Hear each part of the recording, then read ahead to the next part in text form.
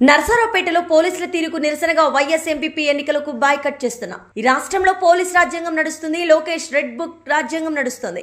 భారత రాజ్యాంగం కాదు. పోలీసులే ఎన్నికలను చేస్తున్నారు. ఎస్పీ కలెక్టర్లు ఎందుకు స్పందించడం లేదు? అర్ధరాత్రి అక్రమ నిర్బంధనలోకి తీసుకున్న ఎంపీపీ భర్త మూరబోయి శ్రీనివాసరావు మరియు నర్సరావుపేట మండలం YSR party convener Tanneeru Srinivasarao Palapadu MPTC Mettu రామిరెడ్డిని వెంటనే విడుదల చేయాలి అని మాజీ శాసనసభ్యులు డాక్టర్ గోపిరెడ్డి శ్రీనివాసరెడ్డి అన్నారు. ఈరోజు అనగా 27వ తారీఖున నర్సరావుపేట మండల వైస్ ప్రెసిడెంట్ ఎలక్షన్ మరియు నర్సరావుపేట నియోజకవర్గంలో పలు గ్రామాల్లో వైస్ సర్పంచ్ల ఎలక్షన్ కూడా జరగడానికి ఎన్నికల నోటిఫికేషన్ ఇవ్వడం జరిగింది. ఈ నేపథ్యంలో నర్సరావుపేట మండల వైస్ ప్రెసిడెంట్ కి సంబంధించి నిన్న రాత్రి సాయంత్రం 7 గంటలకి మా నర్సరావుపేట ఎంపీపీ అయిన మోరబోయిన సుబ్బాయమ్మ వాళ్ళ భర్త మోరబోయిన శ్రీనివాసరావుని రాత్రి పోలీసులే రూరల్ సిఐ మరియు ఎస్ఐ ఇద్దరు కూడా కారులో కిడ్నాప్ చేసుకొని తీసుకెళ్తారు. ఆ తర్వాత అర్ధరాత్రి 12:30కి మాజీ ఎంపీపీ తన్నీరు శ్రీనివాసరావుని వాళ్ళ ఇంట్లో నిద్రపోతూ ఉంటే నర్సరావుపేట పట్టణంలో లేపి 12:30కి లేపి తలుపులు తీసితే ఆయన్ని పోలీసులు తీసుకెళ్ళడం జరిగింది. అట్లానే ఉదయం 5:30 గంటలకు పాలపాడు ఎంపీటీసీ రామిరెడ్డిని మా హాస్పిటల్ ముందు నుంచే పోలీసులు జీబులోకి తీసుకెళ్ళడం జరిగింది. అంటే ఎలక్షన్ చేసేది కూటమి ప్రభుత్వం లేకపోతే కూటమి పార్టీలా లేకపోతే పోలీసు వాళ్ళు, అది అర్థం కావట్లేదు. ఎలక్షన్ పోలీసు వాళ్ళు చేస్తున్నారు. ఎలక్షన్ ఇది పోలీసు వాళ్ళకి ఎలక్షన్ లా ఉంది కానీ కూటమి పార్టీలైన తెలుగుదేశం పార్టీ, బీజేపీ, జనసేనలో లేదు.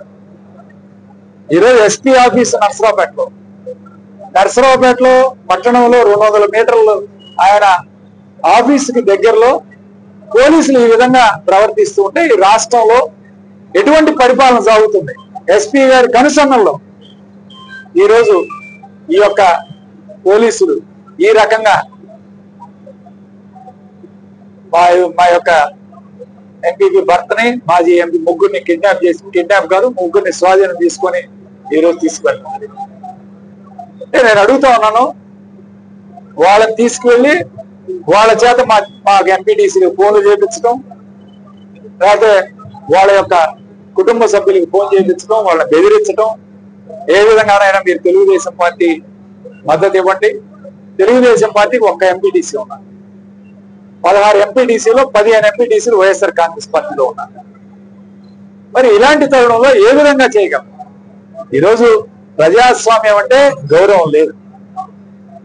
ఎలాగో చంద్రబాబు నాయుడికి, లోకేష్ కి లేదు, కనీసం బీజేపీ పార్టీ, జనసేన పార్టీ అన్నా వాళ్ళన్నా ఈరోజు ఏం జరుగుతుంది ఈ రాష్ట్రంలోనే అర్థం చేసుకోవాలి. అసలు ఏం జరుగుతుంది, ఏం చేస్తున్నారు వీళ్ళు అని ఈరోజు అర్థం చేసుకోకుండా ముగ్గురు కూడా కలిసి ఈ విధంగా ఈరోజు ఎలక్షన్ జరుగుతూ ఉంటే నేను ఒకటే చెప్తాను, ఇప్పటికీ కూడా పోలీసు వాళ్ళ యొక్క యాక్షన్ కి నిరసనగా ఇప్పుడు కూడా చూశారు మీరు పోలీస్ జీప్ ఎక్కడ ఉంది. మా హాస్పిటల్ ముందు ఉదయం 8 గంటల నుంచి ఇక్కడ పెట్టారు. కనీసం హాస్పిటల్లో పేషెంట్లు వస్తున్నారంటే అది కూడా లెక్క చేయకుండా హాస్పిటల్ గేట్ ఎదురు ఈ విధంగా పోలీసులు ప్రవర్తిస్తుంటే ఖచ్చితంగా ఒకటే గుర్తుపెట్టుకోండి, అన్ని రోజులు ఈ ప్రభుత్వం ఉండదు. ఖచ్చితంగా ఎవరెవరు ఏం చేస్తున్నారో వీళ్ళందరికీ ఖచ్చితంగా బదులు సమాధానం చెప్తాం. గుర్తుపెట్టుకొని ఎవరిని కూడా వదిలిపెట్టేది లేదు. గుర్తుపెట్టుకోండి, ఒకటే చెప్తున్నాను, ఇప్పటికీ కూడా పోలీసు వాళ్ళ యొక్క పద్ధతులు, వాళ్ళ యొక్క యాక్షన్స్ కి నిరసనగా వైఎస్ఆర్ కాంగ్రెస్ పార్టీ ఈ మండల పరిషత్ ఎన్నికలు ఈ రోజు జరుగుతున్న ఎన్నికలను బాయ్కాట్ చేస్తుంది. ఖచ్చితంగా ఒకటే చెప్తా ఉన్నాం, ఇప్పటికీ కూడా మా ఎంపీడీసీలు ఎక్కడా కూడా చెక్కు చేద్దాం.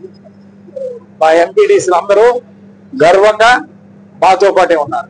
వాళ్ళందరికీ కూడా పేరు పేరున శిరస్సు వంచి నమస్కారాలు చేస్తున్నారు. పార్టీ నియమావళికి కట్టుబడి పార్టీకి అండగా నిలబడిన ప్రతి ఒక్కరిని కూడా గుర్తుపెట్టుకుంటాం. పార్టీకి ఇటువంటి కష్టకాలంలో కూడా పార్టీలో నిలబడి పార్టీకి అండగా నిలబడిన ప్రతి ఒక్క వ్యక్తిని కూడా, ప్రతి ఒక్క ఎంపీటీసీని, ప్రతి ఒక్క కార్యకర్తను కూడా తప్పకుండా గుర్తుపెట్టుకుంటామని చెప్పి తెలియజేస్తూ ఎస్పీ గారికి, కలెక్టర్ గారికి నేను విన్నపించేది ప్రజాస్వామ్య పద్ధతిలో ఎలక్షన్ జరపండి, మేము కూడా పార్టిసిపేట్ చేస్తాం. ఇలాంటి పద్ధతులు చేస్తే మాత్రం అది ప్రజాస్వామ్య విలువలకే మచ్చ, అది అర్థం చేసుకోవాలని చెప్పి కోరుకుంటూ సెలవు తీసుకుంటాం. ఈరోజు మేము వెళ్తే మా మీద దాడి చేయడానికి కూడా తెలుగుదేశం పార్టీ కార్యకర్తలు సిద్ధం చేస్తున్నారు. దాడి మధ్యలో దాడి చేసి మా ఎంపీటీసీలని ఎత్తుకు వెళ్ళాలి, కిడ్నాప్ చేయాలనే ఒక ఆలోచనతో కూడా ఈరోజు కూటమి పెద్దలందరూ కూడా కార్యాచరణ రచించుకున్నారు. ఒకటే చెప్తా ఉన్నాం, ఖచ్చితంగా దీన్ని మేమందరం కూడా దృష్టిలో పెట్టుకొని ఇప్పుడు ప్రస్తుతానికి ఈ రోజు వరకు బాయ్కాట్ చేస్తున్నాం తెలియజేస్తూ సెలవు.